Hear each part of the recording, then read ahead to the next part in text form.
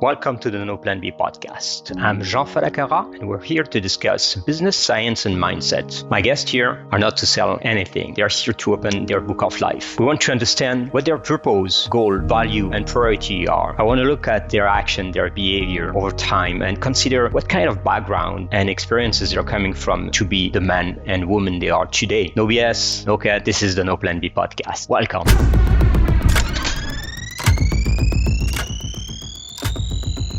Here's the man. How are you? Hey, recording in progress. Yeah. Hey, buddy. Good to see you.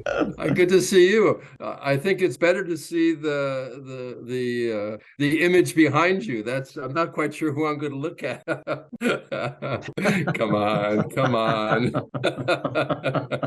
on, man. Actually, you know what? This is coming from the West Coast. Is a group of artists that were actually taking like billboards like that, and it was a group starting from the tattoo industry, and they were tagging Will Rise.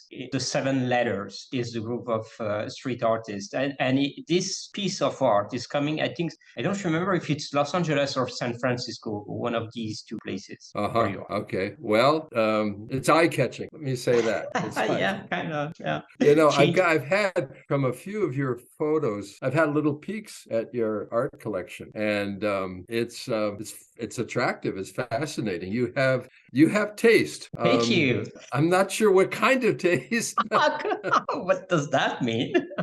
It means it's cool. It's non-conventional. Yeah. It's very hip. It's very current. And, there are lots of, I think art is supposed to help us keep alive, I think, Absolutely. It keeps our mind in a state of in between relaxation, meditation, and thinking. Yeah. And for me, art is really the projection of, I would say, my personality, because when I started to collect art, I was into modern art because of the hype of, modern art, but without attraction to it. Of course, art is the expression of beauty, but behind the scene, so talking like years and years ago, when I started to meet up with these guys in the street and looking at the messages they were putting on walls, graffiti artists, and I was just like, this is me. This is what I'm projecting. This is exactly what it gets me inside and what I want to transpose to the society. So street art became for me some sort of a passion, and I couldn't stop collecting and buying and having. And I'm super well connected in this industry now because it's been like years and years, like 25 years. So I pretty much know everyone except the one that no one knows. Banksy included. Okay. So all right. So I'm privileged. I feel privileged to have access to these pieces, and I enjoy them every day. Honestly, every single day when I don't want to go outside for 10 minutes or an hour, or I want to sit down, I'm going to go around my paintings, and I work with my paintings around me because it's inspiration. Yeah. Well, anyway, I'll bet we're going to end up talking about what these paintings have to do with the brain. I bet we get there. I bet we get probably. there. So where are you now? I'm in Santa Monica, California. I'm in a friend's apartment, kindly lent to me for my 3 weeks here instead of the hotel gig. Yeah. So, before I've lived in Thailand now full-time almost 14 years.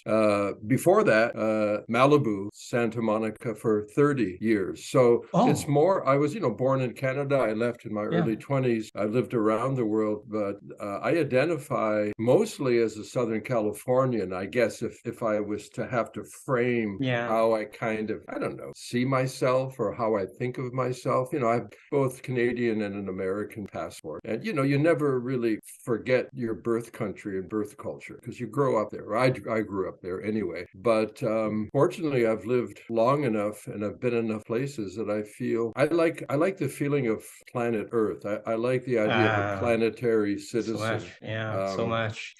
Even though there's some places I would prefer not to live on the planet. But still, even those places, they're packed with human. And, every single human deserves to have some attention, whatever his beliefs are. Yeah, well, I go beyond the human part. I'd say, all beings being together. I've lived with, Southeast Asian apes. I'm still working with them in rescue conservation work. And, I'm an animal guy. I grew up a farm boy. And I think that I'll say for myself, I won't speak for everybody else, but I've been an incredibly arrogant being most of my life, identifying as a human. And, I'm a human and that's an animal, that's an insect, and I think it's gotten in my way of living a more full life. So that fulfillment requires, well, unfortunately, that fulfillment requires a certain experience and a lifetime life to be understood. The pity of that is, I would dream that we could be born with that feeling and understanding that we're part of this universe, and we can put our arrogance just in the garbage instead of putting garbage on the planet. Ooh, clever. Did you rehearse that? No, come on, no, man. It was just like you inspired me. Okay, all right, fair enough. Yeah, but you know what? This is funny because my daughter has this kind of unique communication, I would say, superpower with animals since the young age. Like she was at school, she was like with calls, like with the tongue on her face, never scared, and she was always surrounded by those animals, and she still have the same feeling. So maybe some people are more receptive than others. Well, my daughter and granddaughter are like that times 10. So maybe it's a generational thing. Maybe it's a rebound from growing, coming into life in an urbanized experience. And there's a natural kind of appetite, a biological, psychological appetite to be a part of the planet, to be a part of I don't know if you know what an animal is, I mean, all the others that are walking around here. So maybe it's an appetite, like a reflex appetite, like you grew up on junk food and the first time you encounter real food, it's a big wow and you want more. So maybe we're lucky. Maybe our daughters and granddaughters and sons, maybe they'll be better tuned than us. Well, definitely they will. Every single generation is better than the previous one. That's one. But maybe we've done a great job as parents as well, because we haven't been educated that way. We haven't paid attention. In our generation, people didn't know what a call was if you were living in a city and were eating hamburgers. But now these kids, like you said, they're more exposed to information and things like that, and they probably understand it better than we do. Overall, I have faith in this world and planet and humanity. Okay, my monster brother, here we are. So I have hours open, but we'll do it according to what you do. You know what? We go with the flow because this is the purpose of my podcast. I like I don't like to be promotional in a way. I like to deep dive into who's the person behind the theory and what are we bringing to the world in a very open-minded thing. So we can talk about art, we can talk about our daughter, we can talk about animals. At the end of the day, it's all related to brains and optimization. So I love it, and I'm not going to cut this part that we spoke before. It's going to be in my podcast. Okay, all right, righteous, very good. Also, I'm quite flexible right now, but I want to know, in your podcast structure, do you have a kind of a frame that you like to work with? So I just kind of know your tempo. The flow. Okay, this is the frame. Okay, the flow is the frame. Now, but we're going to start. I'm going to give you a couple of minutes to introduce yourself, where you are, where you're coming from, who you are, because the best way is when you introduce yourself, it's clear. When somebody introduces you, it always sounds like cheesy and kind of pretentious. So I like to hear people how they feel about themselves, and this is how we're going to start. And after that, you're from subject to topics, we're going to jump to one to the other, and you're going to tell us about what is coming up now. That seems to be fantastic. Yeah, well, Okay. All right. Okay. All right, here we go. My name Garnet. is Garnet Dupuis. I'm a Canadian boy, U.S. citizen, lived around the world, and I'm currently living in Thailand, northern Thailand. I'm a mountain rainforest guy.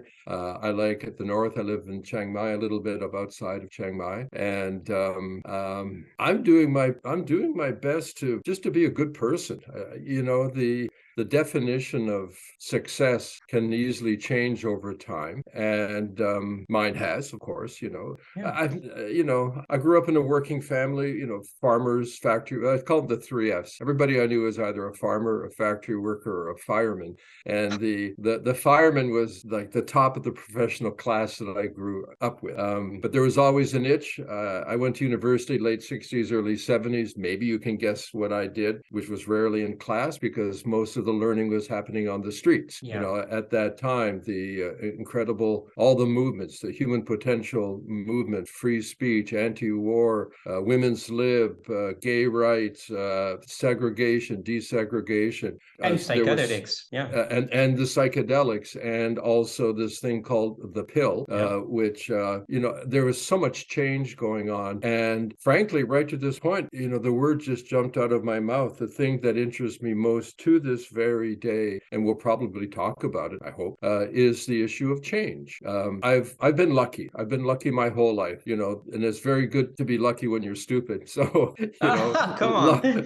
luck has carried me through a lot of experiences, and the major luck is I've been born with, I don't know what to call it anymore, but the sense of the sacred, that there's something special, there's something mysterious. I don't know. Spiritual is like a weird word anymore. Yeah, intuition to the extreme, maybe. Something.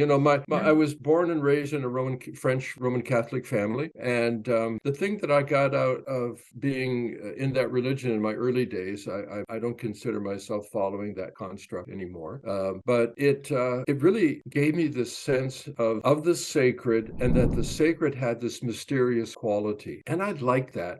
I like knowing that I don't know, but that there's something that I can know. So, and also it gave me, I guess, a moral structure to life. So I'll give it credit for that the early Catholicism gave me the sense that there is something special about life, and that it is special in a heartfelt and healing level, that it's natural and normal, but there's a kind of a mysterious quality to it. And that mysterious quality, that process of exploration, discovery, like what's mysterious about that piece of art behind you, which I probably will never forget now, by the way. That's cool. What is it about art? What is it about, what's this heartfelt appetite that we have? So, but that's a case of, if I can just say, it's most of the time we're attracted by art because of we're chasing everything that is related to beauties. Yeah, and even like life, define beauty, which we probably will, along with humor, along with magic, because we have this interesting thing called a body, and some more than others. That has this interesting thing called the brain as an aspect of the body. And so consciousness is to put a name on it, it's been my nature, or I would not have made it a choice. There would have been a choice to not do it. I've always been interested in consciousness because it seems like every other topic is related to it. And people that seem to be what I'll call more conscious seem to have more access. And people that were less conscious seem to be living in a smaller box. And then over time, I've studied under different, I'm a kind of a traditionalist. I'm a boring guy we are all in certain circumstances. Yeah. So, I went from Catholicism into psychedelics, and then from psychedelics into a Hindu guru and that world. And then after X number of years working with a Korean Taoist teacher, and then for the past 25 years, although he's passed a few years ago, working with a Tibetan Dzogchen teacher. So these things are real. It's really important for me. I've pursued this over money.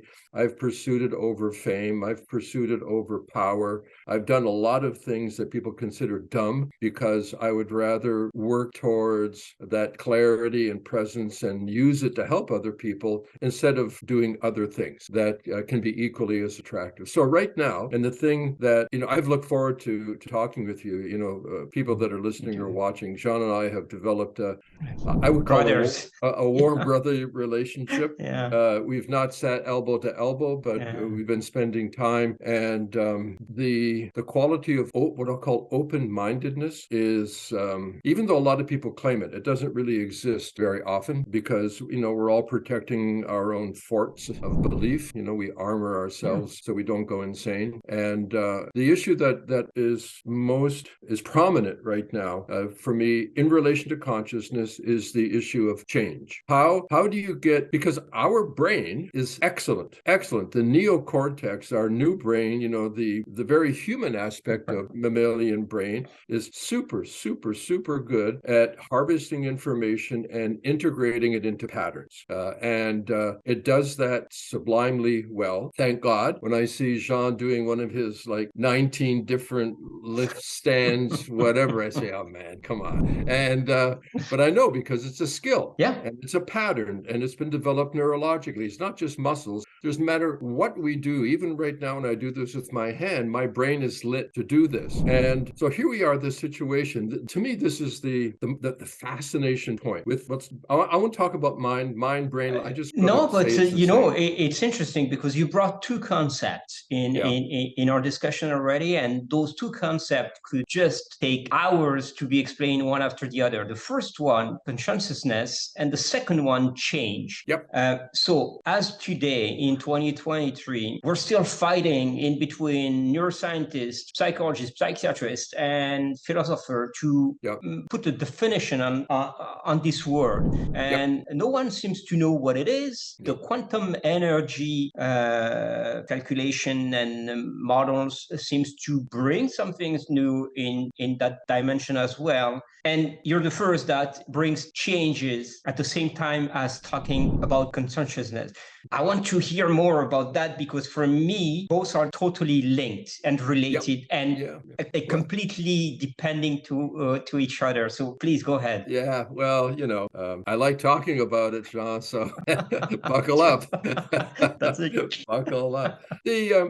About the brain-mind thing. I'm not an atomist. I'm not a materialist. To me, I'm not going to go too far with this, but it fascinates me that we know scientifically, to the best of our ability, that matter is not material. That, it's atomistic, but we know atoms are primarily 99.9% space, and electrons are not little marbles flying around a bigger marble. So, the material body, your body and my body, is 99.9% space and is held together by basically a charged force field. So I don't get this where, the brain is physical and the mind is non-physical. As far as I can tell, nothing is physical. To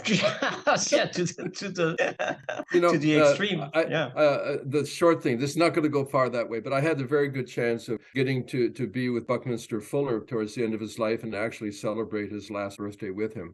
So I have a kind of a personal affection, but he's just a brilliant man. And to me, he nailed, as a scientific mind, but as a wise mind, he nailed it. He said, I seem to be a verb. That's it just cuts right. Okay, here's a brilliant scientist that his conclusion, I'm not an object. I'm not a thing. There's no noun in my sentence. I'm just pure verb. So, back to the brain. I don't know the brain, the mind. I don't know. All I do know, I can say with confidence, is that by every account, having a good functioning brain is intimately involved with a good functioning mind. That much I can say, because you can see when the brain screws up, what we call the mind doesn't do well. So leave it at that. Okay, the brain. I'm fascinated as I learn more about the brain, because we don't know much about the brain. We're learning more about the brain. In the last 25 years, we've learned a lot. We've learned a lot, which means we've learned a little bit as to what it really is. Exactly. So this is the thing that I was beginning to say, that our brain, the neocortex, the new brain, is exceptionally good at creating patterns based on integrating information. It's very, very good. And yet we know that, leading brain scientists, the biggest news of the past 10, 12 years, neuroplasticity. that the adult human brain can still change in positive ways. Well, there's the word change. Now, wait a minute. When a brain loves to make patterns and rely and predict on those patterns, at the same time, how do you get that brain to change when the brain resists changing? Correct. It's like, well, wait a minute here. Yeah. And you want it to be functional as well. Yeah. Well, would you like to keep on learning and growing? Would you like to be adaptive? Well, I think most people say, well, yes, of course. However, our brain loves its existing patterns. Every time, we call them habits, we call them beliefs, right? So to appreciate that inside the brain, your brain, my brain, there is competition. There's ongoing competition. Let me put it this way, an analogy about blood, easier, right? We don't have enough blood in our body to do everything at one time, that the blood has to be allocated metabolically to certain functions and regions. So our blood, there's a kind of a competition for blood inside the body, right? When you start to do the insane things that you do on bars and handstands, it goes to my head, then to my muscle.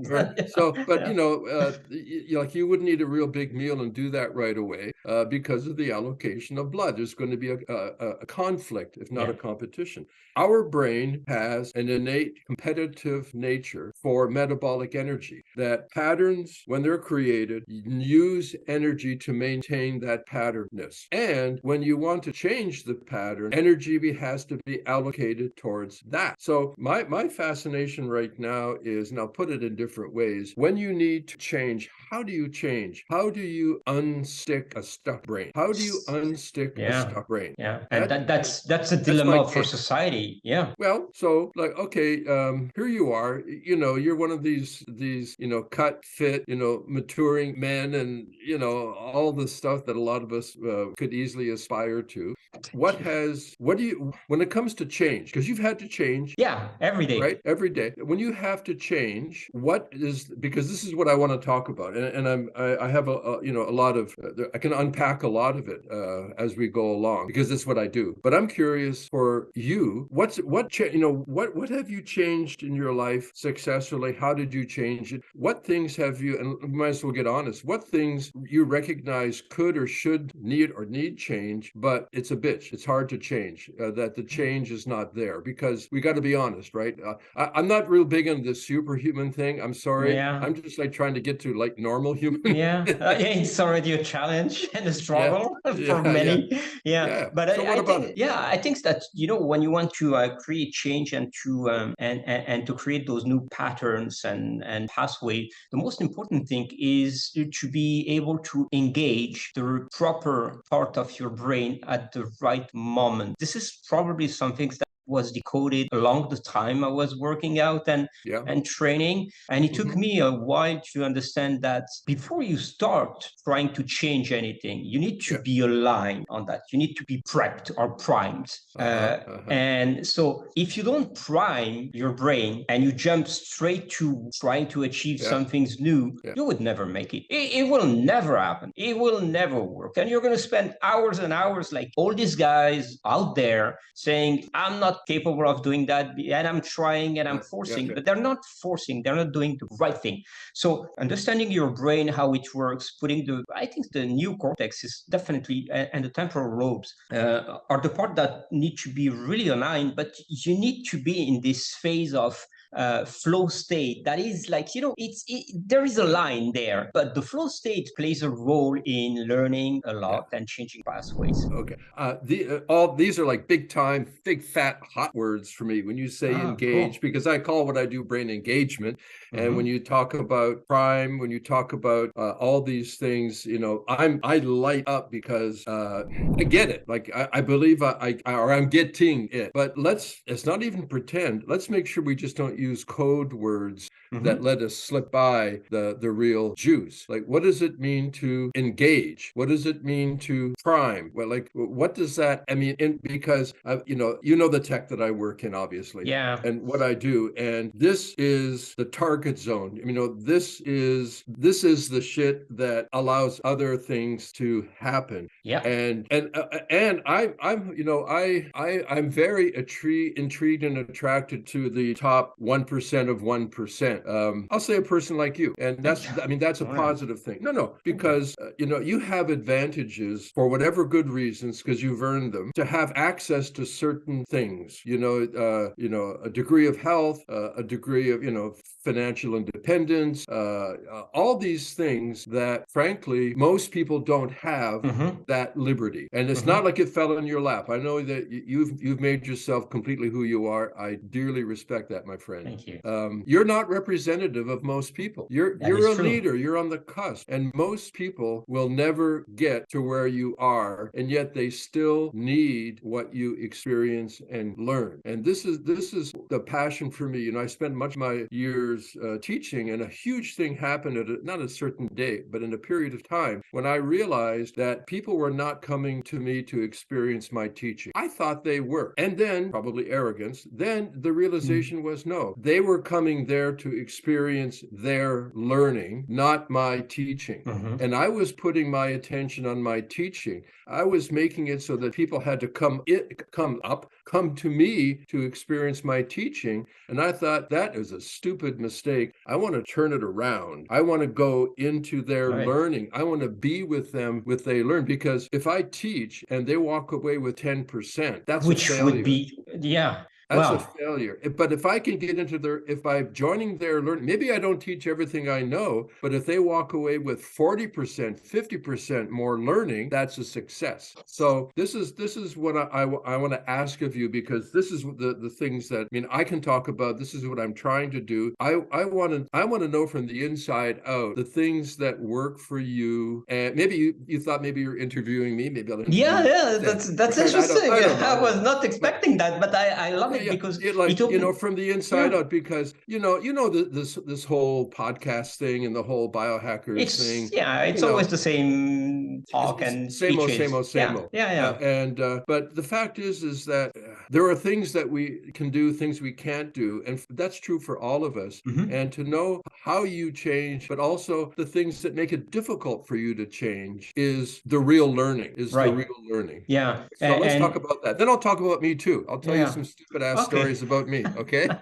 Well, this is actually very interesting, because my whole life I've been struggling with I would say the non-ability to retain information, because I was all over the place and was suffering ADD, ADHD. I couldn't focus on learning, and I was just but I was absorbing information all the time. When I started to put some sort of, I would call it being recentered. You cannot open a door with a key that is big like that and the lock is small. So you have to go step by step, and you have to understand how you're going to get there. And there is no shortcut. You have to go through that door, open the door, for example. How do I do that? So first, I look at the door and I'm trying to understand the whole concept of it. Those are information that need to be processed in your brain. Those are information, the environment have to be processed in your brain to understand how you, as a human or superhuman or whatever you want to call it, will fit into that to get to that performance into sport or into any type of learning.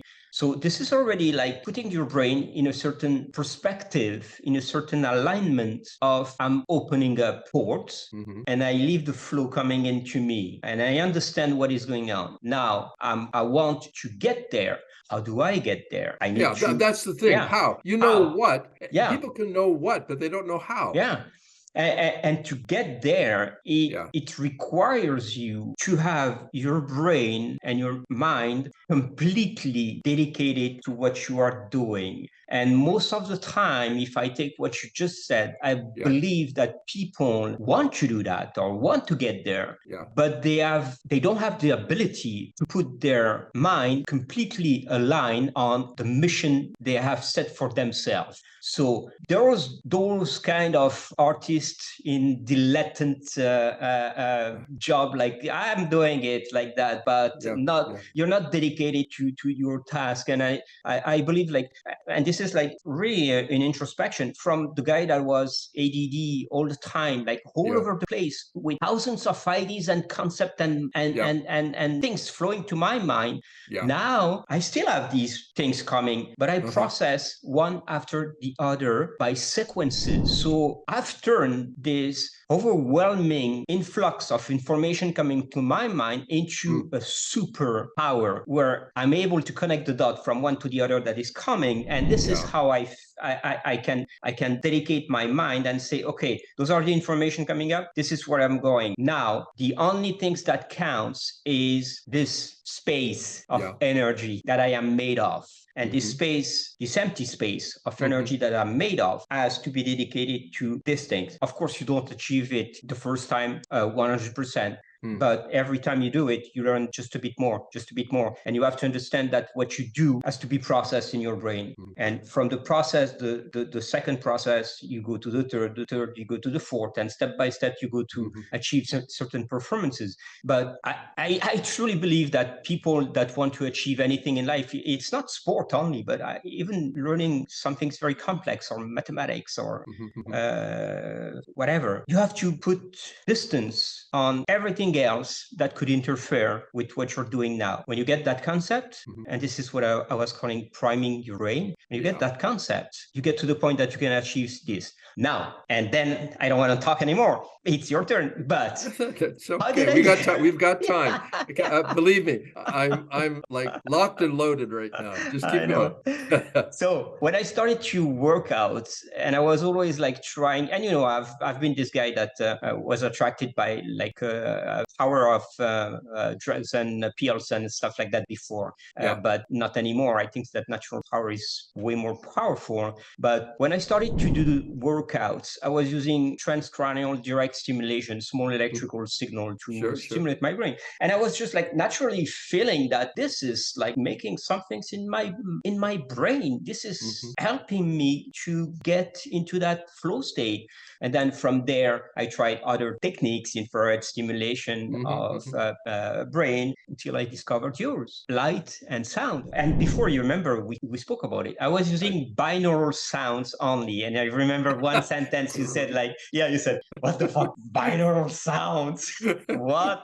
And I go like, well, I don't know, but that worked for a certain time. And then you said like, sound and light, try it. And when I jumped into using sound and light, and you're optimizing with the neurovisor what the nature is giving us in a way, because the light and sound, I was living at my cottage, light and sound, I was getting them from the natural environment, the sun, and you can open your eyes and things like that. Of course, not in the same pattern as you do. So what you're bringing now is probably a secret potion or a shortcut to everything I was trying to do by my own. Okay.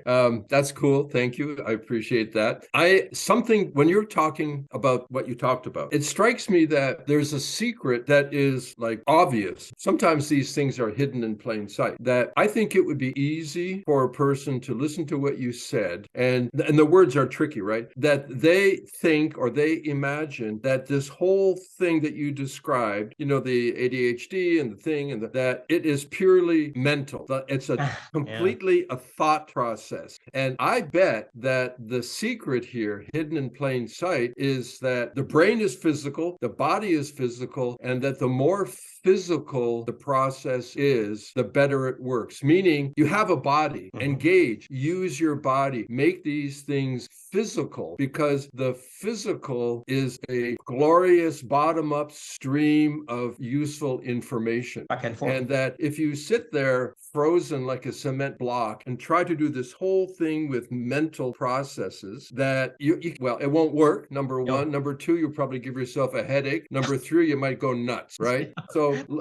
tell me the same story again without all of these coded words, and bring in, what does it mean for you to be brought into the present with your body and use what you sense in real time to change your mind? I mean, getting in that flow state and Yeah. being You able, talked about that's flow it. state. You talked Yeah. about engage. You talked about priming. Yeah. And I'm afraid, not really afraid, but I'm guessing that it could be easily misinterpreted as purely a mental, psychological process. And then once you get your head working right, then everything else follows. No. I think that your magic is that this experience moved from the mental, psychological ADHD world into the fact that you have a body, you are a body, you are physical, and you can have direct, non-conceptual, real experience. And that, Stanislav Grof, amazing pioneer, he says, the only way to have an experience is to experience the experience. Yeah, it's true. Right? So my guess is that a lot of what has helped you could say, is raw, in the moment, physical experience. Now, I don't know if that's true. Is that true? And let's talk about that. The same thing you said before, but let's talk about it from the bottom up instead of the top down. Well, everything is like back and forth. You come from the mind to the body and from the body back to the mind. So to the brain, it's all electrochemical. And I think that the perception of your own body is probably the first step that needs to be mastered if you want to perform. Like many people would say that, I don't know if my heart is going too fast or too low, except in extreme cases, but I don't know what my breathing is. I don't know. I'm not able to contract that muscle just by thinking about it. So all these small pieces of the puzzle that you are brought together are probably the key factor to the communication back and forth from the brain to the body and the body to the brain. Some sort of natural biofeedback. Okay, let's call it that way. Okay, that's fair. Okay. All right. I'm not going to let you off the hot seat here. I'm going to squeeze this lemon for all the juice. I love it. Well, because it puts me back in. How did I get started into that? And I think it was like a mix of in between, like challenges to prove to yourself that there is no limit to what you can do, and then maybe the reward pattern triggered in a way that you accomplish some stuff and you get happy and you get like those dopamine receptors activated. And this is like binaural beats. If I hear dopamine anymore, it's getting a little bit warm here. We're getting some. I'm getting some right now. See, this is the thing. Like this, it is a compliment, but I'm not saying it to make it a compliment. You are able to make advancing, beneficial, ongoing adaptive changes with your body. And it's stupid to think your brain is not your body. I mean, that's the first thing. Even to say body and mind, like you're making a problem that doesn't exist. Let's just call it you, right? Exactly. And we're empty. So we call it you, and we're empty. We're just vacuum. So, I'm going to go back to a position I said earlier. I'm not that interested in superhuman because most people will never be human. They superhuman. They're wanting to have a better life, a better experience. And, you can look at Rihanna or something like that, but, 99.999% of any performer singer will never be Rihanna. And yet there is something that motivates them when they see Rihanna. But, what do they want? They want more of what's good in their life. They want to be able to change in positive ways so their life gets better and better, and their family is better, and their kids are better. And for a lot of folks, that's not easy. They don't have the time. They don't have the money. So what I want to do, because this is my perspective, I don't know. Yeah, it's become my perspective. It's not always been, is let's look at our idols, but understand that these idols are also real people. They have real struggles, that they go through a lot of the same problems. I was with a fellow the other day. I'll skip all the details. He had everything and his life was miserable.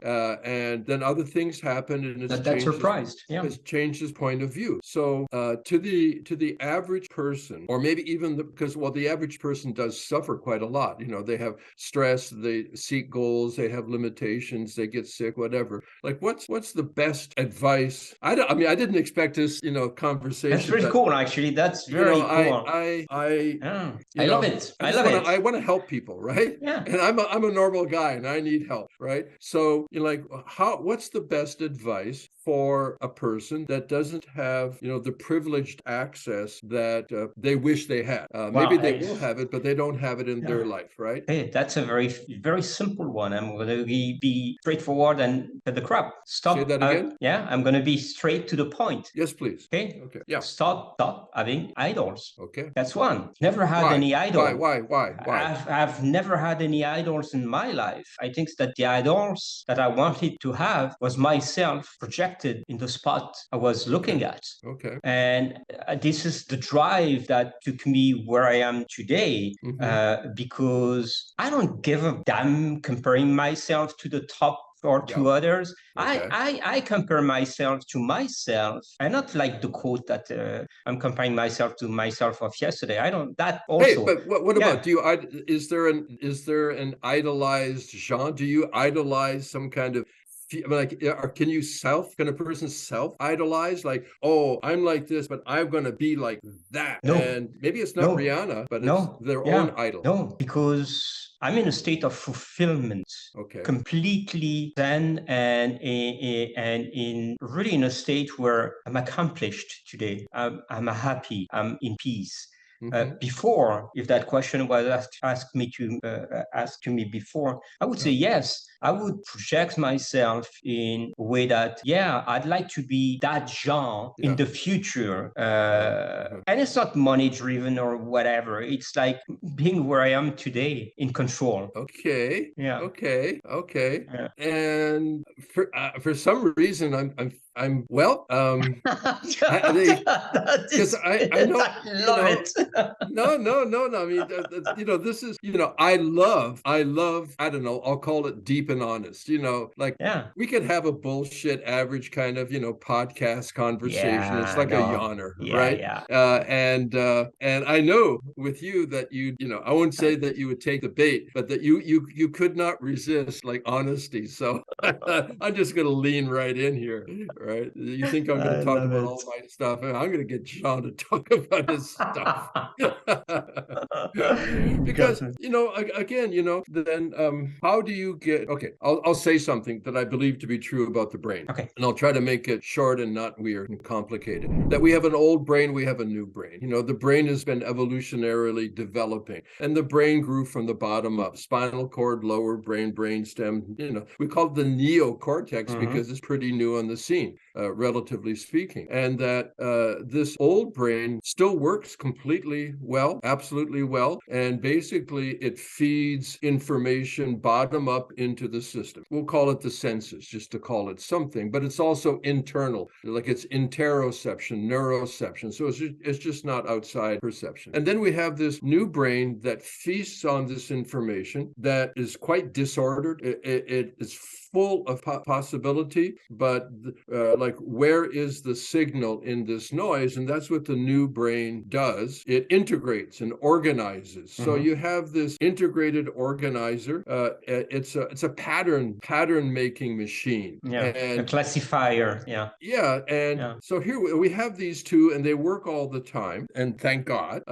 It fascinates me that what we'll call top down, the neocortex, the integrator, lives in reference to the past and projects into an expected future. That's what it does, right? The old brain, the bottom up, only experiences the present. It's just the moment of experience is the only thing it can do. So, we've got, and maybe you have to be careful because it can sound like a new age psychology twist here, but it's true that the top-down organizer, the pattern maker, lives in the past and projects to the future. It has no ability to experience present moment. The present moment is in this old brain upflow. And then, of course, I'll call it the middle. It's not really the middle. There's this weird emotional thing, the amygdala and hippocampus, where you've got a security guard that, bad stuff that has happened in the past is coded, and that security guard is informed anytime anybody approaches, wearing a red sweater and carrying a gun, because you had that problem in the past.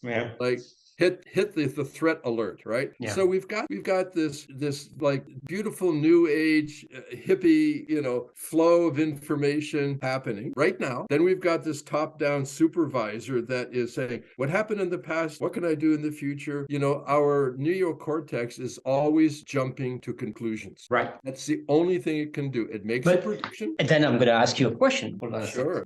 You're getting I have my cat. You're hold up a puppet. No, my cat. That would be good. That would be good, Sean. Yeah. For your podcast, you should have a puppet, right? That's like the alter ego. Yeah, here they are. So do it. Yeah. I gotta buy you a puppet, a hand puppet.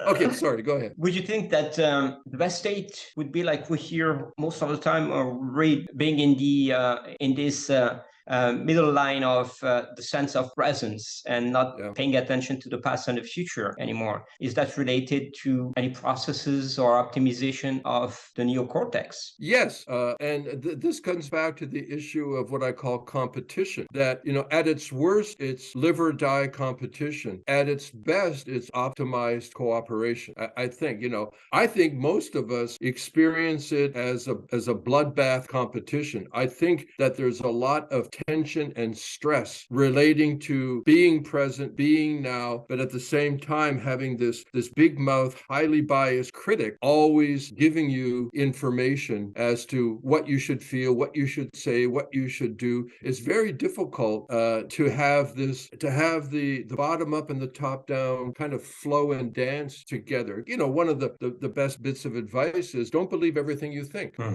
Just because you're thinking it doesn't make it correct. Most of the time it's not, actually. Yeah. So, this top-down zone, which is massively important, has a very, very, very strong confirmation bias. It wants my and you and everybody, even this doll behind you, like the weird eyes, right? It's like, come on, man, you gotta blur it or do something. But anyway, that we want our version of reality to be correct. Right. We want that. Yeah. Because like when you're going to stick a handstand, you want your sense of gravity. You want you want that to be accurate. Yeah. You want that. But guess what? Doesn't come for free. The handstand, right? But guess what? There are a lot of things that we believe, we're habituated, we're patterned to perceive in a certain way that are incorrect. That's the fact. That in the adult, that's why adaptive change is so important. That's why positive neuroplastic change is possible. Yeah. However, it's going to resist reliably, predictably, it's going to resist old habits. Yeah. So this is my game right now is like, how do you get a brain to change that resists change? Neurologically, it's the tension between stability and elasticity. You want enough stability to retain good patterns, but enough elasticity to change when those patterns don't work. And how to do that is what I spend my days working with. How to stick an unstuck brain, how to get a brain to behave differently in the present because it won't let go of the past or it's too interested in the future. That's what I think about. And question for you. Sure. So those two concepts that we now understand clearly on your mission, I'm adding a third concept. You make sure that what is good stays, because you want to get rid of what is not good. You want to create new thing. But in between of everything, there's good stuff as well. How do you make sure that they're not getting erased, if we can say? Well, life never stops being a process of trial and error. We have to be careful to not be so certain that a particular belief that we have, I'll say belief, habit, you call it different things depending on whether it's psychological or right, that thing, right? That habit, it may have been excellent in the past. It's not like it was always wrong, but now things have changed. So even something that was good is not so good now. Because almost everything we do in the beginning is for a good reason. Every bad, stupid ass thing we do was because we were trying to solve a problem. Right. And maybe we didn't make the right choice, but it was motivated by survival. We don't want to get hurt. So it's this thing that, how does a person know, and you just said it, how does a person know when change is necessary? And if you know it because you're getting feedback that it's not working, how can you let go of that precious subconscious habit, how can you modify it to make a new, better habit? To me, this is the razor's edge. Yeah, the adaptability there. Yeah. What do you think? Well, that's the point. It's many people try to get rid of bad habits, and in the process of doing that, they actually get rid of many other things that could be necessary for just being in the moment, in balance with yourself. And then you want to create new stuff. I'm a fanatic of change for sure. Really? I think that, yeah. Why? Why would you be a fanatic for change? Well, because I think you don't want to even changing the good things. How do you know? I think that I want to change everything if I could change it, because there is always place for improvement on everything, and nothing is steady in our lives. So why wouldn't you change something that is meant to be changed in the process of your entire life? Like, well, I can tell you why. Because of fear. Yeah, fear. How you judge? Fears. Let's get into that. Yes, what creates fears? Usually, without getting like all Jungian about it, something bad happened, and you don't want that bad thing to happen again. Right now, a topic that is everywhere for many reasons, most of them very good reasons, is PTSD, right? Where something happened that was bad, and that bad thing hurt you enough that you don't want that again. And that, that amygdala-based response is now very fine-tuned, and anything that even reminds you acts as a trigger. And it's not because you think about it, your body freezes. It's a physiological, like the full-on brake and the handbrake goes on, and you're stuck. You're stuck with that. And how do you unstick a process that is actually felt as necessary for survival? Well, that's a biggie. That's a big. That's not just a bad habit. No, that's a big one. I think that it's a bit like in the brain of teenagers. Not having that frontal cortex developed enough to understand completely that it was something like threatening to a point, and just like, you're scared, but okay, it was once like that. I believe that everybody is different, but if I go in my brain, I think that nothing on this planet, whatever it is, can be reproduced twice, exactly the same. So if you start with that principle, I had cars accidents. I fell on snowmobile. I had a bone broken, and I stayed 10 days with a broken bone. But I'm still doing skydiving or snowmobile and things like that. It's just because those things that create fear, I believe that they cannot be reproduced twice. They will not repeat. It's like printed in my brain that way. And so... I want to say something right now, just in case for whoever's listening. I'm not a PTSD specialist. You're not a PTSD specialist. So, what I'm wanting to, this is the honesty right now that to me is the magnetism of why I even talk to you, is to look at these things again, strip it down to what I'll call the common person, the average person, and knowing that things are the way they are, and the kind of the baby steps, even the shift in perspective, the idea that, I say sometimes, and I believe it's true, that whatever the state of your brain today, it can be better tomorrow. Right. I'm not going to say it's going to be Superman's brain, but it can be better. It can be better. And my, pardon the pun, my sticking point right now in the work that I do, which I take seriously, which I also enjoy and it's fun, is how knowing that change is necessary, and knowing that for different reasons, change is not easy for most people.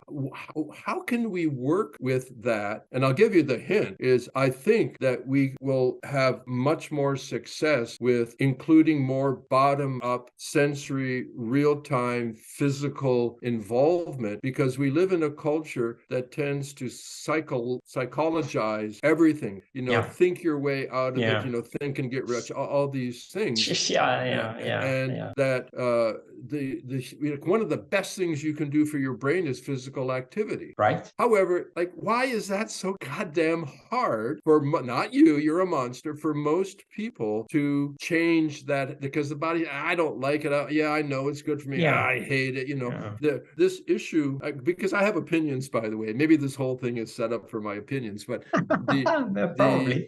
Not actually, well, maybe a little bit, but but to me, that this is the issue. You know, we live in changing times. I mean, look at the past couple of years with COVID. Like, whoever thought that changed? I'm not going to say aliens did it or some guy in Switzerland. Forget that, right? But you know, it was a tremendous stress and huge social and economic change, and it pushed a lot of people into places that they never thought they'd have to go. Correct. So recognizing that the brain, the new brain, has a fantastic job in figuring things out, integrating them into beliefs and habits and patterns, and those are great. Sometimes those are incorrect, but you did your best. Sometimes they were correct, but now you got to change. And how to navigate that process, because, and I'll use like a simple term, that the neurology is kind of glued, not really, but it's kind of glued into certain almost reflexive patterns. You know, with a habit, every time you do something once, the next time is a little easier because of your running neural pathways. So how you know, because people have big things happen where they have to change really quickly. Most of us have to change, but slowly and repetitively and phasically. So I'll ask it this way: I won't say you, but you can say, you know, a friend, right? How can a person begin to soften the glue of a stuck pattern that they know they have to change, but effort alone is not doing it? Right? Stress is not, like, how do you soften the glue of something that is stuck that needs to change? How do you do that? I have a friend and he's a cyborg and he's using technology to do that. And I think that, you know, this is the principle of it.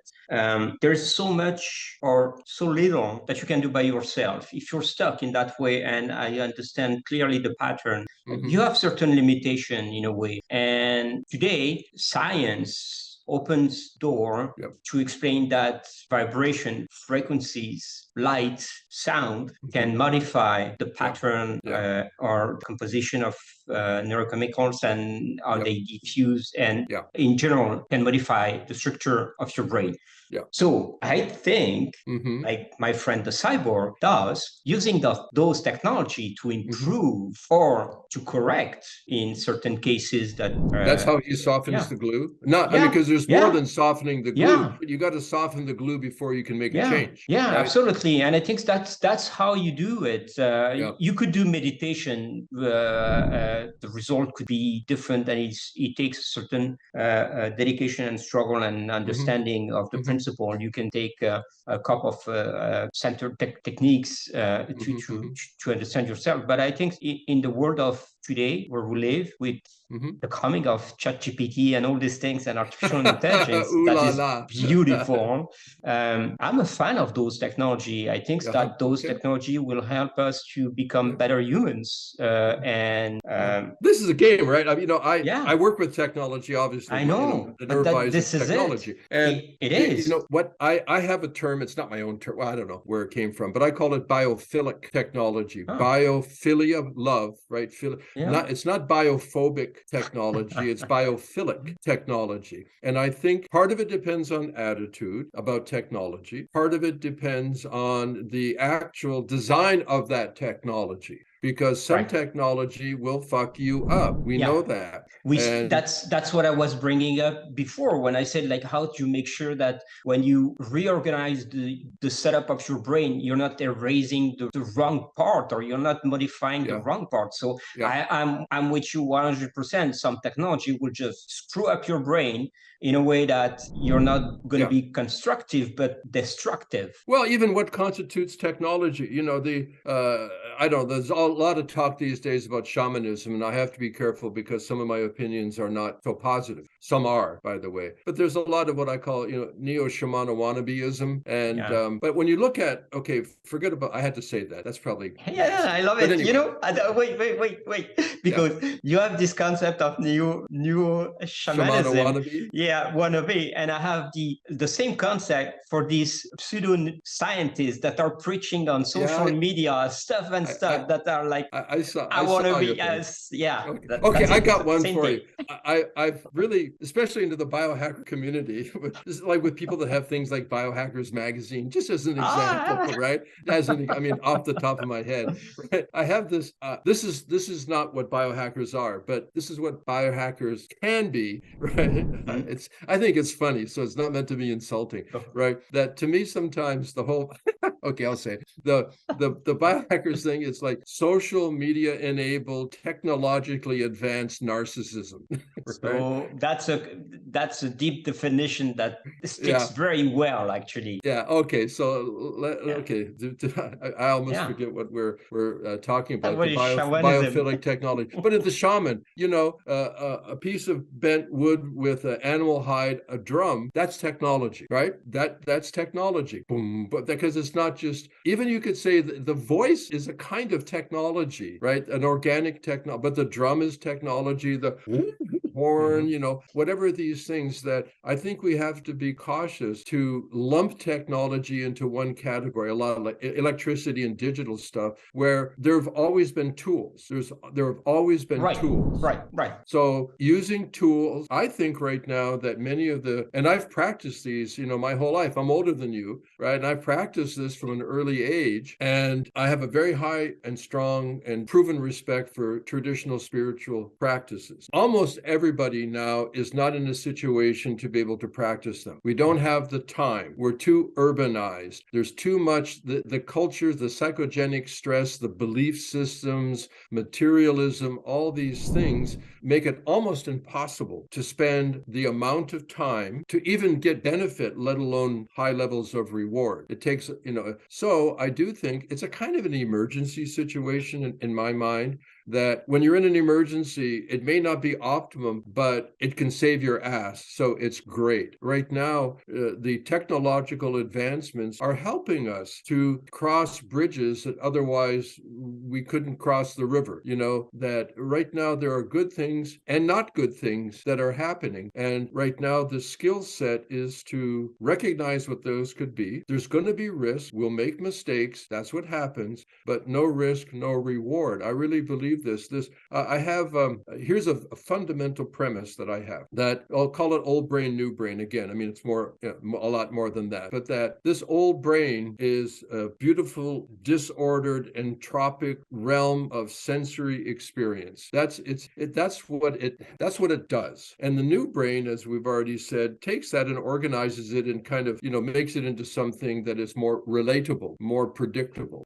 Just because certain states are uncommon doesn't make them abnormal. Right. Just because states are uncommon doesn't make them abnormal. And the quality and the state that can be generated using certain psychedelic compounds, to me, points towards that truth. See, I don't believe the psychedelic compound creates a psychedelic experience. I think the psychedelic compound accesses an aspect of the brain that is like that. Yeah. And that many things will get you. I always use the same analogy. If I've heard the podcast before, excuse me. If you order something online, do you really care whether it's FedEx or DHL that brings it to your door? As long as you get what you wanted in your order. Exactly. So the FedEx, the DHL, those are agents for an endpoint action. Now, because of the physical things that you do, some of them considered extreme, that there are access avenues into what we'll call altered states of mind,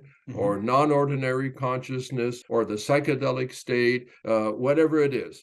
It can happen in all sorts of ways, physically, orgasmically, sexually. There are all these different ways, fasting, extreme exertion, even certain pathologies. So premise number one, I believe that the human brain has this natural innate capacity, and that it is not only possible, it's important that we spend time there, however you get there. For one thing, we do it every 24 hours in the circadian cycle. Yeah. We go, and I don't mean this negatively, we go crazy every day. Yeah. Hypnagogic, hypnopompic, dream states, right? We need this. We need to have this access to unfiltered information. We need to have the ability to let emotions unravel and unknot into resolution. This is a healthy brain. Using entropic brain theory, Robin Carhart Harris, right? Imperial College, entropic brain. Most of the time we're in secondary consciousness, like we are right now, for the most part, right? And that's when we keep our shit together. Yeah. But then periodically we need to, by degree, not absolutely like 100%, but we need to kind of let go of that, become, I won't say crazy, but less rational, more open-minded, right? Like in the art forms. I mean, these things are not purely rational constructs. There's a lot of, hey, what about this that happens? And interpretation is like personal too. Yeah. So this is the point that I'm driving at. And I'm going to use an acronym that I think you're aware of. Carl Friston put it together working with Carhart Harris. The acronym is REBUS, REBUS, like a bus you ride in with a REBUS. And the acronym stands for Relaxing Existing Beliefs Using Psychedelics. Now it's an S, so it's like PS. Okay, so I'm not saying that I'm pro-psychedelics or anti-psychedelics. To me, that's not the point. That I would say Rebus is relaxing existing beliefs using something.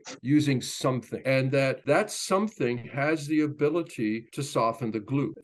According to the acronym, it relaxes existing beliefs. It doesn't change the beliefs. It just relaxes them enough that they're open for interpretation. They're open for consideration. They're open to new influences. That it's a brain priming process, to use your earlier remark. That the way to prime the brain for change is, first of all, to recognize that there's something that's there and wants to stay that way, and that there's something else that you would like it to be, and that there's a transition. Another analogy, then you can talk. No. I just want, before you go to the second analogy, to define the word of psychedelic, because most of the time people think that psychedelic are mushrooms or substances, but I just want to clarify that when you speak about psychedelics, it's more a state of mind, right? Yes. So it's literally, I mean, from the Greek, psychedelic mind manifesting. Okay, perfect. And you can use certain chemical compounds to trigger certain brain reactions.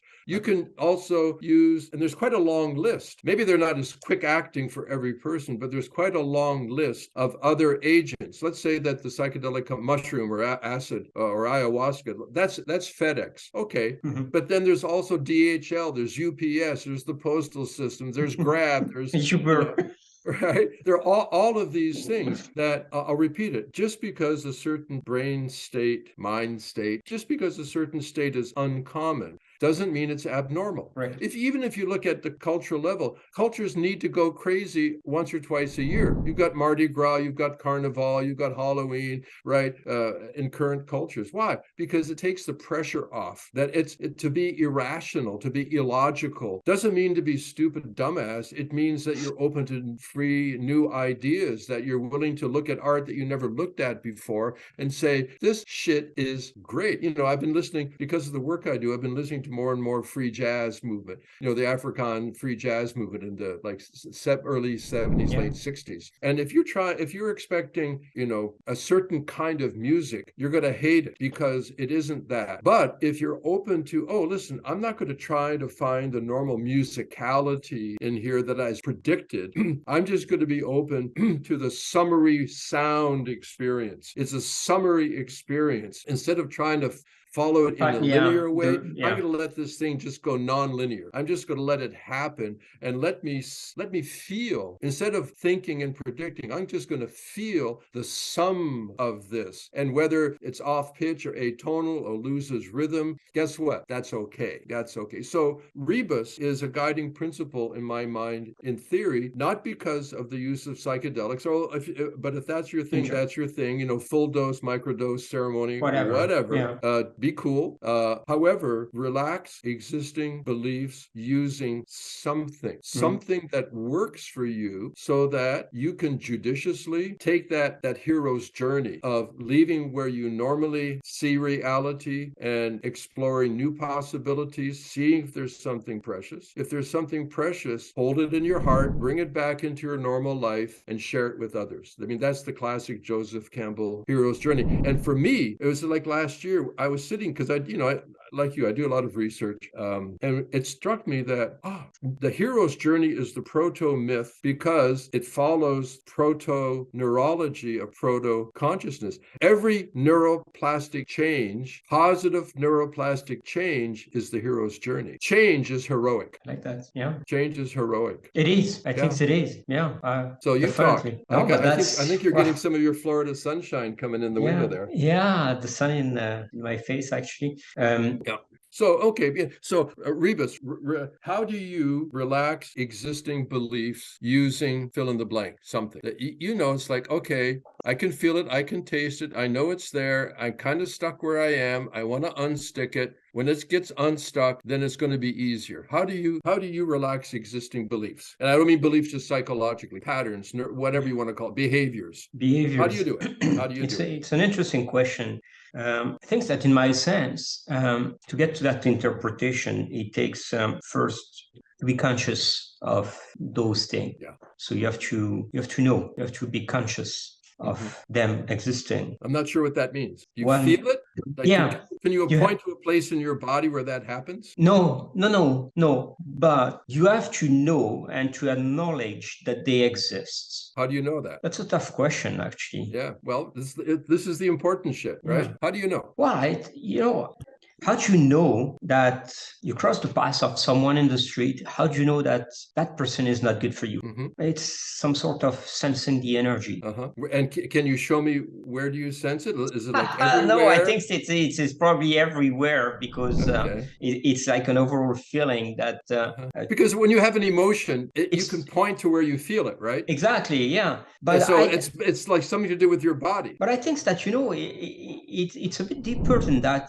Some days you could literally feel certain things harder or stronger than other days. Sure. And I think that some days we're more receptive to others. But when you have that, when you exert and you practice that capability of sensing those, I'm going to call them feeling or energies. Sure. Okay, feelings. Okay. Cool. And so when you have the capability of making sure you understand that you are getting energies or feelings, and then I'm going to make a shortcut there. It's all conscious, okay? So if you take that conscious bag and you leave it, just leave it on the side. You don't have it anymore. I'm on the edge of my seat.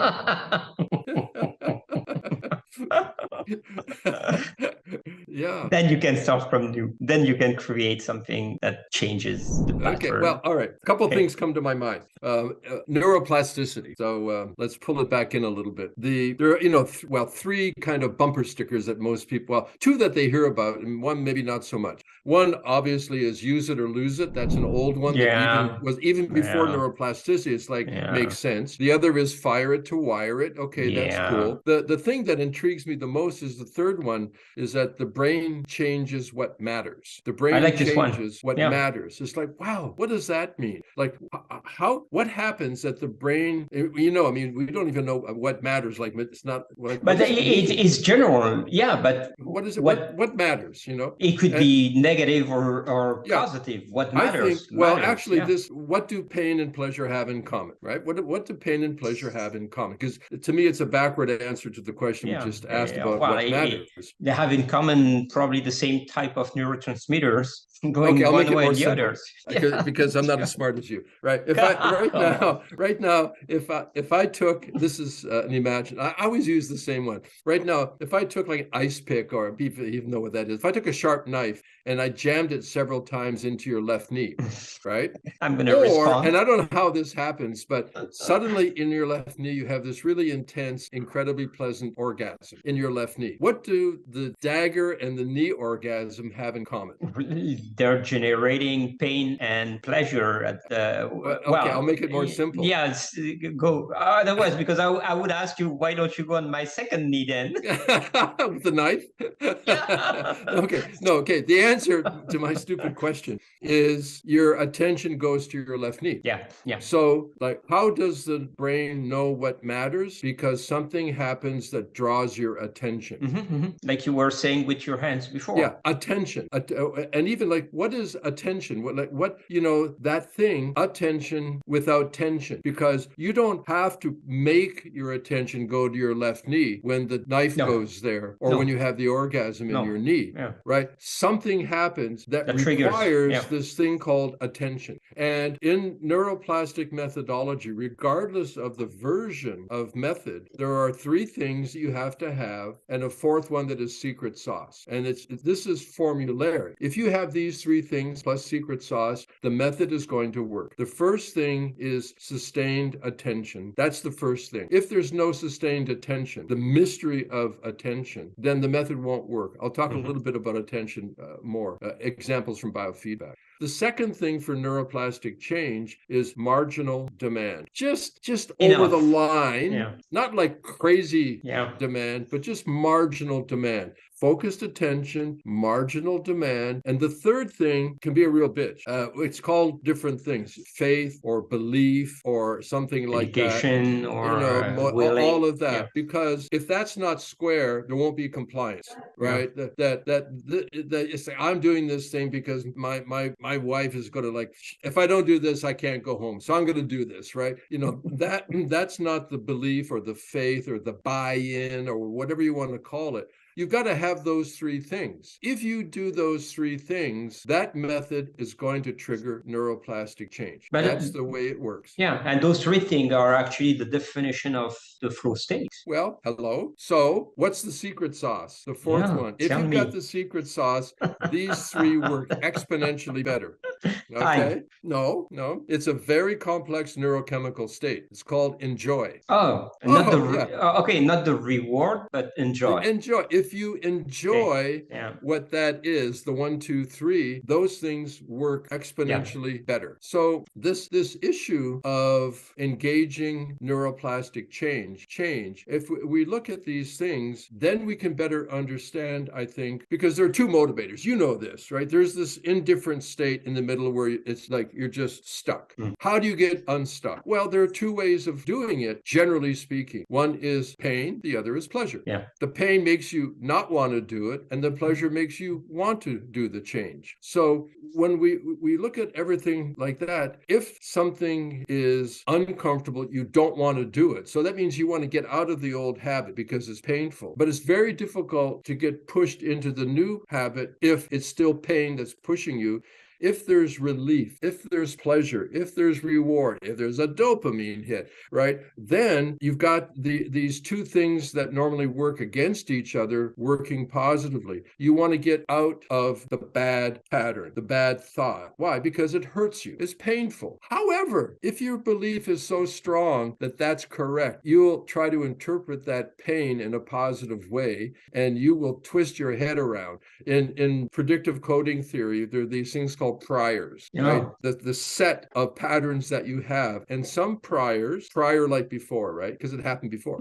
Some priors are labeled as being reliable priors. Some are unreliable priors. So if your prior, if your belief, if your pattern, if the way that you swing a golf club, if you believe like this is ordained to be correct, even though I suffer because of it, as a reliable prior, I'm not going to accept new information. I'm going to deny information that is saying prediction error, prediction error, prediction error. I know it's not working, and I know I'm suffering. That's clear, but I do not accept that feedback. I do not accept it because that belief is true. That's a real dangerous capacity of top-down neocortex. It's where you refuse the truth. Margaret Mead, very famous anthropologist from last century, she was pretty much aware of a lot of things. She was brilliant. And there's a thing that she was presented with certain information from a research. And she said, this is the kind of proof that I wouldn't believe, even if it was true. But that's perfect. Right? And like, there we are. However, okay, the power of habit. Yeah. I'm going to tell you a short story, personal. Living in a condo, upstairs, downstairs, long time, married with a wife. And I gave up professional offices. That's too much. So I had 2 treatment rooms in the condo, one downstairs for like multiple modalities and body work, and upstairs biofeedback, homeopathy, these things. Okay. And I was busy. I kind of lived on the clock, and in between each session, I'd go into the kitchen and wash my hands, kind of like, change my head, and above the stove on the kitchen cabinet, there was a clock, and I'd look up at the clock. I'm a Virgo, right? I'm on time. Right. And I did that same place for 20 years. That's 20 years. Right. Okay. Then along comes change in my life. There's divorce. And my lovely wife and I decide that, okay. And she moves out because I was there in the condo and the whole thing with the offices. And I say, well, okay, whatever you want, take it. I mean, it's just stuff, right? Right. So she took stuff, which is like fine. For some reason, which still eludes me, she took the kitchen clock. Of course. I would have done the same. But this is like just like a dumbass white plastic, everybody knows what they look like, kitchen clock. Okay, well, take the clock. So, okay, she leaves. I continue on, make money, have to give money now in certain unusual ways, right? Make money. And I go walking into the kitchen, and I'd walk into the kitchen, and my head would turn to look up at the clock. Wall. Yeah, the nail in the wall. Yes, you're absolutely right. The nail was still there in the cabinet, right? Jean, every time I'd walk in and I'd look up, at a certain point, it was humorous, because as I'm walking down the hall, I'm saying to myself, there's no clock there. There is no clock. No matter how many times you look, there's not going to be a clock. I walk into the kitchen, I have that thought, and my head starts to turn. I think, it was very enlightening and frustrating and funny. Okay, I'll finish the story, then I'll come back to the main point. So I decided one day, I got this, enough is enough. I'm going to go buy a clock. Oh, right. I can nail this sucker. I go out, I find what looks like same clock. They've been making it for like 500 years, right? Same round white plastic. Yeah. So I buy this thing. I come home and I feel victorious. It's like, I got this. And I get up, I pull up a chair, and I stand up and on the phone, and I put it up on the nail. And I think, I just feel like life is good. Yeah. Right? So I get off, I step off, I turn the chair, I take 3 steps, crash. Back on autopilot. It fell off and broke on the floor. No way. Yes way. It's just like, awesome. This is way too cosmic. Okay, so the meaning of the story, the point is, it made me reflect, how many habits do I have in my mind, patterned in my, how many habits do I have that are so resistant that even when I know there's no clock, still my body turns to see the clock. And that was a humbling time for me. It was a humbling time to respect the tenacity of habituation, even when it's clearly, logically obvious that change has to happen. That competition, this is why it's so important. You're putting the finger on a big button now. Yeah, how do you stick it unstuck? Oh my God. Okay. Yeah. Personal experience. Yes, please. That was mine. I didn't make it up. Wow. If I was in your shoes there, instead of buying a clock, you know what I would have done? The first day, I would have walked backward in that room, guaranteed. Yeah. Yeah. So why didn't you tell me? Yeah. Yeah. Okay. But all right. This is the thing, and now it makes so that would have softened the glue, as you're saying. Yeah, because this is actually I'm jumping and looping back to the first question you asked me, how to unsoften that glue. Here's the thing: my whole life is constructed around this principle. Yeah. I never take the same path to go to a place. Oh shit! Yeah. I'm your opposite. It's like I'm your evil. Never. I always take the same path because I've always been lost my whole life.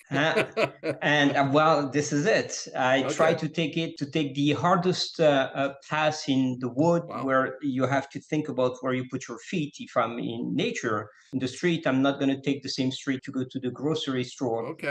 Just to make it different every time. I don't brush my teeth at the same time every morning, for example. Is this a decision, or this is an ADHD thing? I mean, no. It's a principle of life. This is how I understood that I could become better every day, is by not having any habits that make my life miserable. Because don't you have habits that reward you, that give you good stuff? Going to the gym, but even going to the gym is not a fixed time every day in my life. It's a various time, various places, various workouts. I can't wait for some mom with 3 kids trying to get them off to school to do it differently every morning. I can't wait for that story. I know. Where's Jimmy? I don't care. I don't care. He's going to find his way. Anyway, keep going. Yeah, I'm just jerking your chain, but fascinating. I don't know, using cream for your face, for example. I'm not going to use the same cream every day, like people would do. I'm not going to read or listen to the same music all the time. Okay, so this is your version of rebirth. And wait, one more. Yep, keep going. The painting you have behind you, if you look at the other podcast, it's not even the same decor. I'm not putting my desk here. My freaking desk is on caster's wheels. Because I want to be able to be everywhere, anywhere, and change my spot, change my environment. Now, one fascinating. So this is Jean Falacara's rebus, relaxing existing beliefs using constant change without regular repetition. Okay. I'm your friend, right? I know. So more than that, I agree. Most people can't do that with their life. They have a regular job. They have to get there at a certain time. They got to get their kids' teeth brushed at a certain time. They got to make sure they had their cereal instead of a stupid Pop-Tart. How does that apply to a life that is not as as advantaged as yours? Well, don't you think that even if you have a certain routine or certain structure in your life, there's always room for, like, you want to brush your teeth one way, change your hand, try to do it differently. You can implement details. Make it for real. Give me 3 things, because I'm a habituated person in a certain way. It's kind of, I would say, my personality. Maybe that's not true, but I am. Well, because habit makes you comfortable, and like many people are comfortable with their habits, they don't want to change because they feel like secure in those patterns. But I think that when you want to get your brain primed to the optimal stage, you need to be uncomfortable in a certain marginal way. Demand, right? Yeah, exactly. Paying attention, marginal demand. And right now, the thing that I think is a struggle point is whether people believe that to be true. Do they have faith in that, or is it just a pain in the ass, stupid idea from Jean? It could be a stupid idea. Well, I don't know. I mean, but this is the reality of it. Is the buy-in, the compliant. This is, there are things that and I'm speaking you in a general. There are things that we know that are good for us, and we don't do them. Yeah, but neuroscience can back up what I'm saying, actually, because habits can be good to be on the safe side of your brain and on autopilot all the time, and triggering neuroplasticity is created by small changes implemented, like you explained before. But I think that if you govern your life around those principles, and you say, like, I don't want my life to be every day exactly the same. Otherwise, it's like that movie, when you wake up every morning. Groundhog Day. That's it. Bill Murray. I hate that. I love and I hate that movie. It makes me uncomfortable to the extreme. Why? Okay, that's a tell, right? Because for me, it would be the extreme opposite of my ideal life. Like I couldn't stand, I couldn't survive in that every day the same thing. And he's trying to break up habits. Okay, Actually, but you know that most people are in that life. Yeah, I know. So because they want let's it. help them. Let's help them. Yeah, that's the point. I'm trying to help them with the neurovisor. That's the with the blah, blah, blah, blah, blah, blah, blah. Exactly. So, and I think that they need, you want to change habits, you need to change your brain, and to change your brain, this is it. The neurovisor. Okay. So I'm not saying use the neurovisor. That's not my point. Why not? This is not promo. So without the neurovisor, give them some advice. How do people? Maybe you've already told it. Brush your teeth the opposite hand. But real stuff that is credible, that isn't just a pain in the ass, as Jean said it. What? Okay. Like, it's easy to do. Look, people are like, I'm in a gym and people see me walking backward, closing eyes, and they must be thinking this guy is psycho. It's from another planet. There goes that backwards walking guy again. Yeah, that's it. So what's up with that guy? Yeah, I don't do that like when I get into the gym, but I do that after an exercise or after some things that I'm trying to accomplish. Those are small tricks that puts your brain into the receptive mode of neuroplasticity and learning. And those are not technology in a way. Walking backward, closing your eyes, or standing on one leg unbalanced.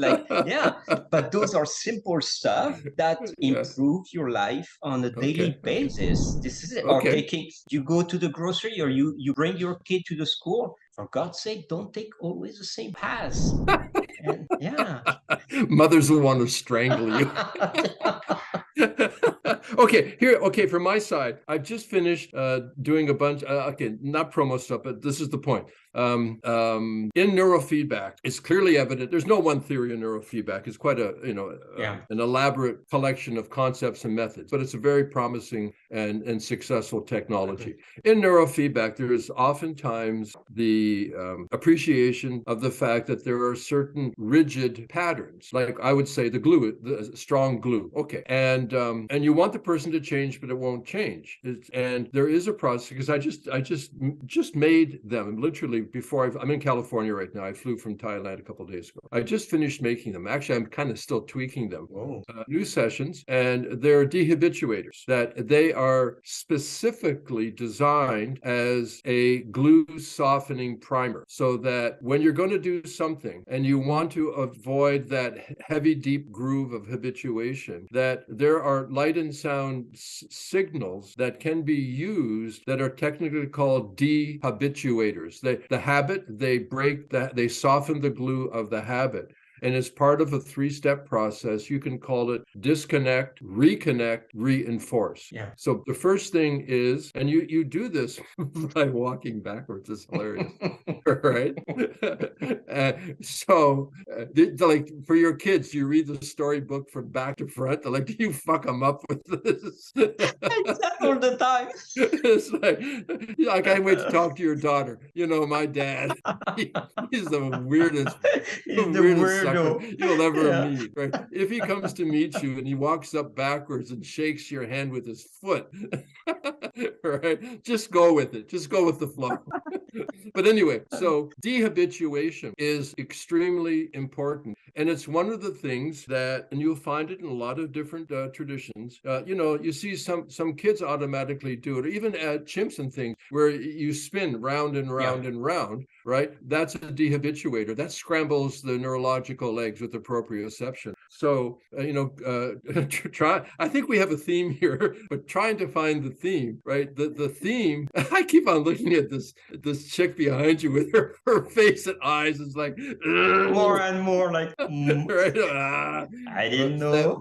Anyway, that don't expect that, I'll call it a habit or a belief that you've had for a long while that needs to change, will change just because you want it to. That there is a priming process. There is a process that's required to soften the glue. And for people that have, to go back to the trauma and the deep fear of PTSD, certain things have to happen that will desensitize the amygdala so that the threat alarm doesn't go off so so easily. When that alarm goes off, listen, somebody can talk to you for 10 hours. I'm sorry, you're gone. If you're sitting in the room, believe me, you're not in your body. Right? So it's not the same thing as softening the glue. In that case, it's reducing the emotional reactivity through neurological processes. There are drugs. That's not my thing. Okay. But, so you've got these two cases, and Huberman characterizes this, I think, in a really great way. So I'll borrow his phrase, that you want to activate the courage circuit because you're locked in the fear circuit. So how do you switch from the fear circuit and activate the courage circuit? Because the courage, the heroic, hero's journey, neuroplastic change. And in that case, it isn't the dehabituation is going to hit the security guard full on, and you're going to freeze. So, but there are neurological, okay, I apologize, but because, I have also crafted sessions. There's very good new EMDR research that not only validates the neurological mechanisms, but it shows that you can do it with alternating bilateral photic stimulation, especially when you piggyback it with certain brain frequencies. And I've made them. I've begun using them, and they're for real. They're for real. And the game there is you create a kind of a disposition with certain, whether you're working with alpha zone or theta zone, beta zone. It depends on what kind of lighting works for them, regardless of which frequencies you're using. It's the EMDR process that is the factor. And in a case like that, the vigilance, the emotional reactivity that is reflexive and organic is reduced. It goes down so that then when they are reminded of a trigger, that doesn't trigger the same degree of emotional reactivity. So the memories or the triggers environmental start to become more factual, more actual. They're not representing that bad thing that happened and that horrible thing that happened in the past. So it's a slow recalibration of the emotional reactivity at a neurological level, that then things that would flip the switch, they don't flip the switch as much before. And then what is supposed to happen in dreams, where unresolved emotional conflicted experiences go through revision and interpretation, eventually for resolution, that doesn't happen for a PTS person. The dreams don't work because the triggers block the integration. So if you can bring it, so to me, as I say these days, because, with the thing I have, Neurovisor, I call it the change maker. And I thought, well, that's really cool because change. Yeah. But the fact is that some people don't want to change. Some people are afraid of change. So just the concept of change itself is not necessarily positive for people. Garnet, do you really think that some people don't want to change? Or I think that... No, it's not want, they can't. Yeah. Despite the fact that they want. Yeah, that's what I was thinking. Is like, I think that 100% of the population wants to change, but because of pain. Right. Yeah, because of pain. Yeah, I mean, you don't want to suffer. Yeah. But they want to, but they can't. They don't know how. Yeah. There are different things, like they're not using the dehabituation glue to soften the habit, or they don't have any way of down-regulating the reflexive fear threat response. Yeah. So whether you want to, wanting to change is a good thing if you need to change. But that's my whole point, even how I began this, and really respecting your openness to talk about it personally, is okay, I know that you want to, but I don't know how. Yeah. I don't know how. And part of it is soften the glue, prime the brain. So your work is relax existing beliefs using something. Yeah. And then the other is, I'm sorry, I interrupted. No, you're the facilitator of that small part that is missing in the process of making it happen. Well, it's the key that unlocks the door. Yeah. The key is not big compared to the door, but the door won't open. Right. Yeah. So this is this is not discussed enough, and specifically in this case, the biohacker community, which I respect. I cut my teeth in the human potential movement, which was, for me, this is kind of like the sequel, but this is the issue. Even then, change. Yeah, but just because you want to change, oftentimes you don't know how to change. Like in biofeedback, the simplest old biofeedback, because I did the biofeedback earlier on as well. Here's your finger, increase the temperature in your finger. So the simplest thing, this little thermographic device, cheap, like $10, puts there, you read the temperature. And okay, make it warmer. Weirdly, for most people, it's a paradoxical effect. The first thing that happens is it gets colder. because they don't know how. Essentially it's relax, plus, right? But this is the thing, it's attention without tension. It's that tension, that effort thing where, oh, go ahead, relax, just try to relax. No, right? That's the stupidest thing you can say to anybody. You go the try opposite. to relax. Yeah, you go the opposite. Right? Okay, so this thing, and after a while they can make it get warmer, but usually, almost always, it's with some kind of imagery. They imagine their hand is in hot water, or they're laying on the beach in the tropics, right? They don't know how to make it. They can only do it by association. So now you've got into Qigong techniques. So I have the wonderful opportunity to practice and had a teacher right in Qigong. And there's a theory, they say, where the chi, prana energy, whatever, where the chi goes, the blood follows. Where the chi goes, the blood follows. And this is the punchline, where the mind is, the chi is. The cheese. Where the mind is, the chi is, and where chi goes, blood follows. Which takes us all the way back to the brain changes what matters. Attention. The mind, whatever that is, mind, brain, blah, blah, where the mind focuses, where the mind goes, right? The chi goes there, and the blood follows, and the neurogenesis and the synaptic opportunity. So it's this thing of awareness, of consciousness, and how do we get used to doing this? How many people do you know that have a matured skill of experiencing deep conscious relaxation at will? None. And this is where we're crippled. That we carry so much unresolved metabolic demand and stress. Right. As soon as you start to relax, you slide all the way down and you crash. Not being able to hang out in that hypnagogic state, the so-called waking dreams, not the sleeping dreams, the waking dreams. How to just decide, okay, now I'm going to just stop. I'm going to sit back. I'm going to let it go. It starts, is it physical or it doesn't matter. That physical, non-physical doesn't count, and let go, because usually you feel the tension in your body, right? And you let it go and you keep on going.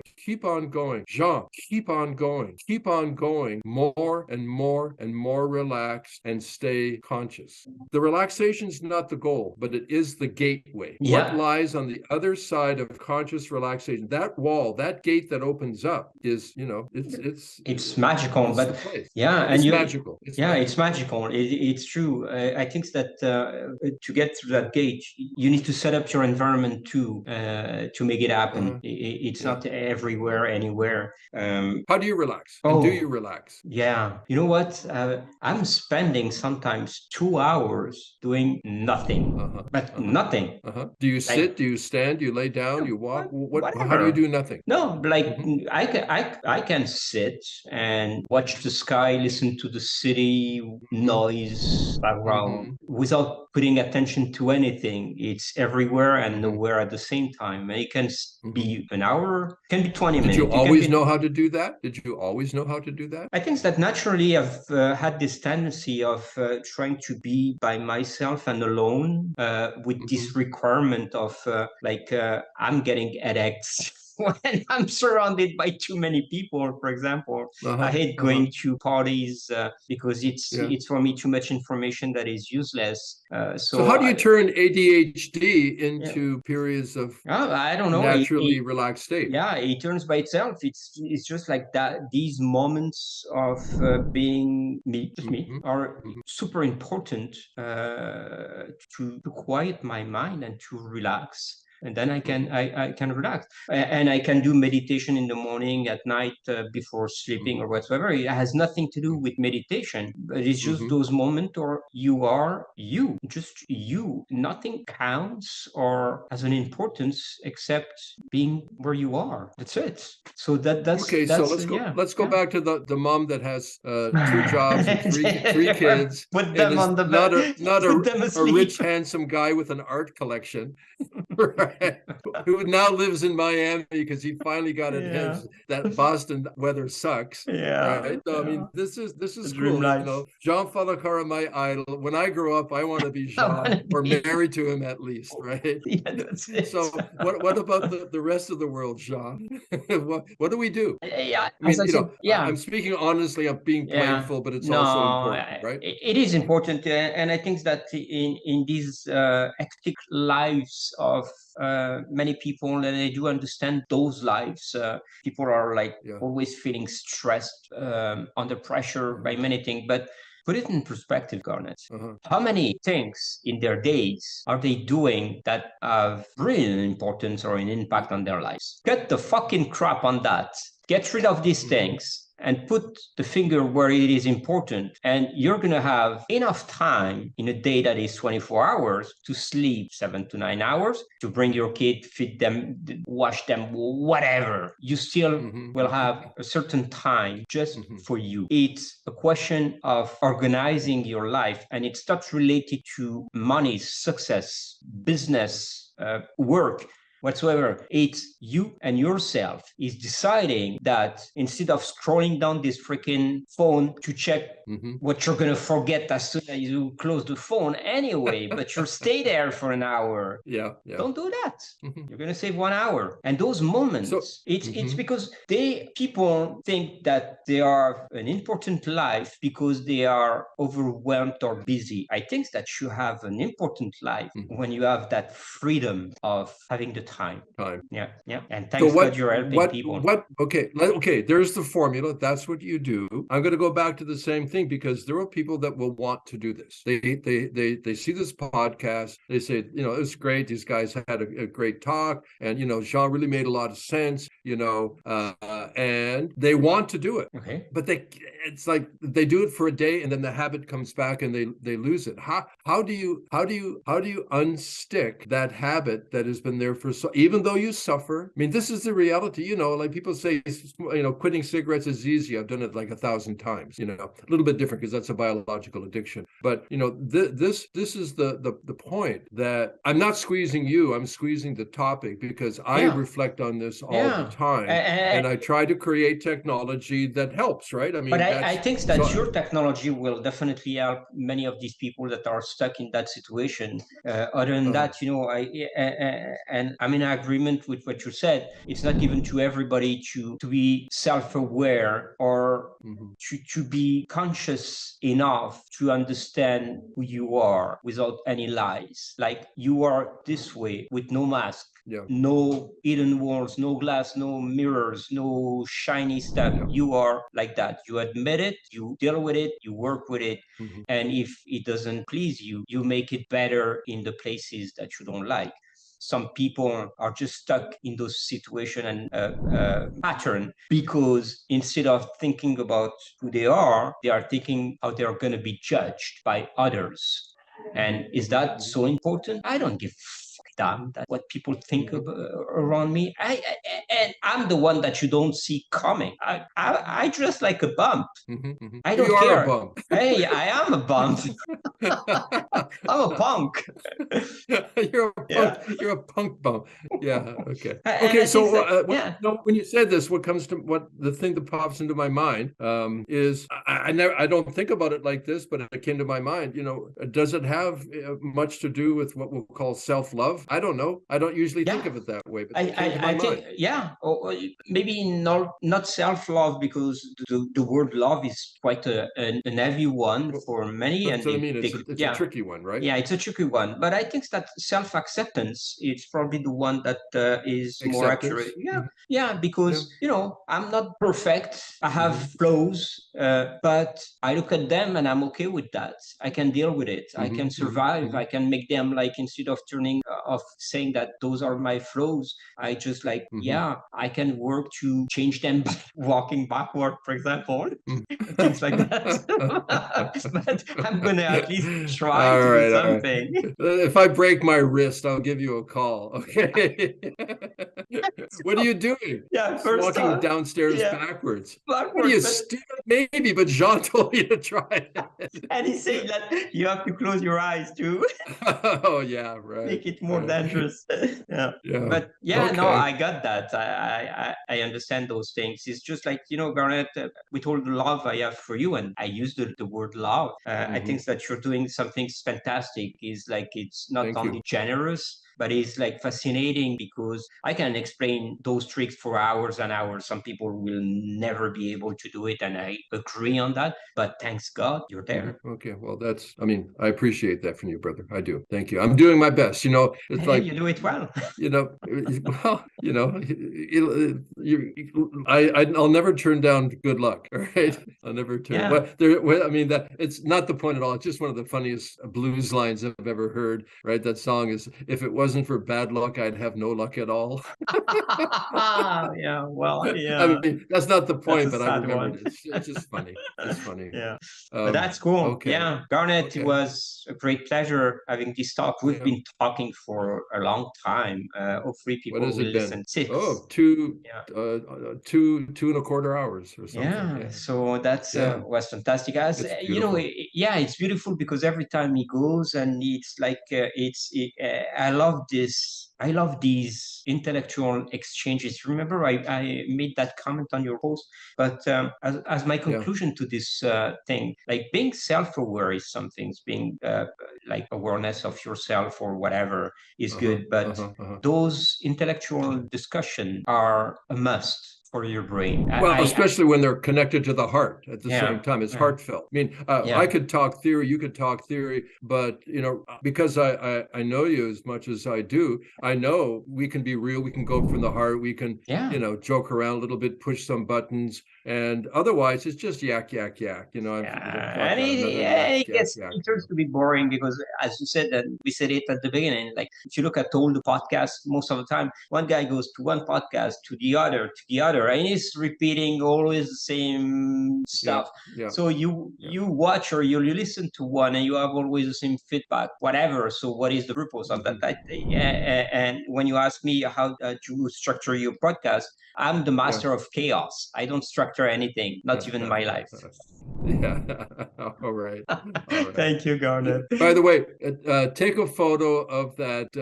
Well, no, I'll have it. I'll take a screenshot from the podcast. I'll send you. I need you. I don't know what her name is, but I need you, because now that, like, you're branded in my brain with this, I don't know, you're a medium, and she's speaking through. Yeah, she's like.